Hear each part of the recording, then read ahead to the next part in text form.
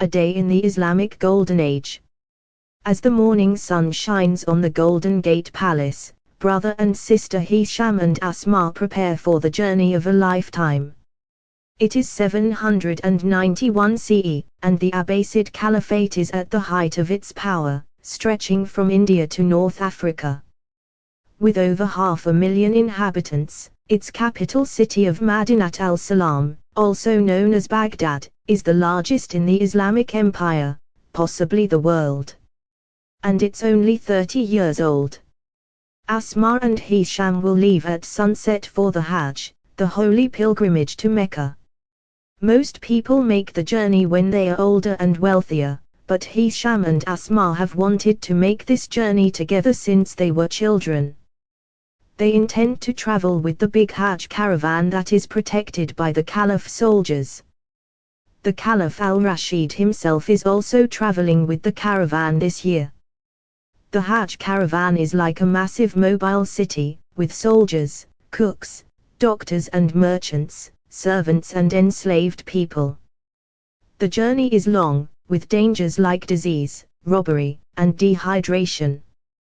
Because of these perils, Hisham and Asma want to travel with the larger group, but a last-minute mishap threatens to undo months of careful planning.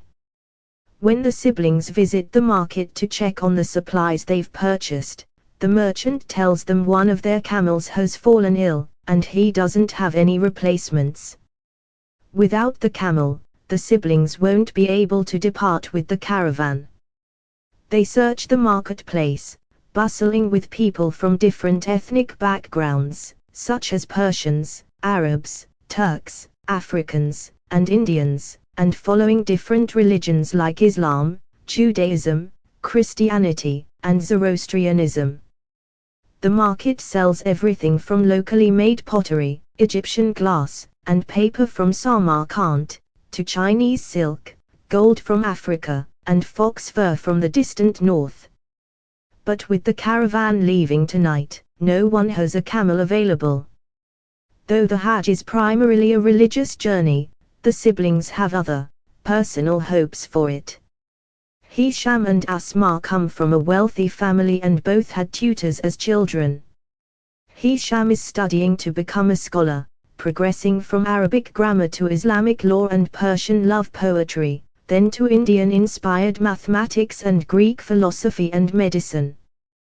With scholars from all over the empire traveling to Mecca and important intellectual centers on the way, the Hajj is a great learning opportunity. Asma, meanwhile, has literary ambitions. As a woman, a life of formal scholarship is not available to her. Instead, she is honing her skills as a poet. She hopes to compose poetry about the journey that will catch the attention of important women in the city, and maybe even Queen Zubaydah. The siblings split up to search for a camel. Hisham heads toward the library complex to ask the scholars' advice. An elderly scholar studying Galen and Hippocrates tells him how to treat a wound. An Aramaic translator from Damascus shares a list of useful herbs for upset stomach on the road. A Persian poet wants to share his latest poetry, but Hisham doesn't see how that will get him the camel for tonight, so he kindly refuses. As he says goodbye, they give him the names of important theology scholars to visit in Medina, on the way to Mecca. But to get there, he'll need a camel. Meanwhile, Asma visits an older, married cousin. An enslaved girl opens the door, and takes Asma to the women's quarters, where men cannot enter. Her cousin wants to hear Asma's latest poetry, but Asma tells her she's in a hurry and explains their predicament. She's in luck, her cousin's husband has a camel to offer them. With their arrangements secure at last, they make their final preparations. At the designated times for men and women, each performs a ritual ablution at one of Baghdad's many public bath houses.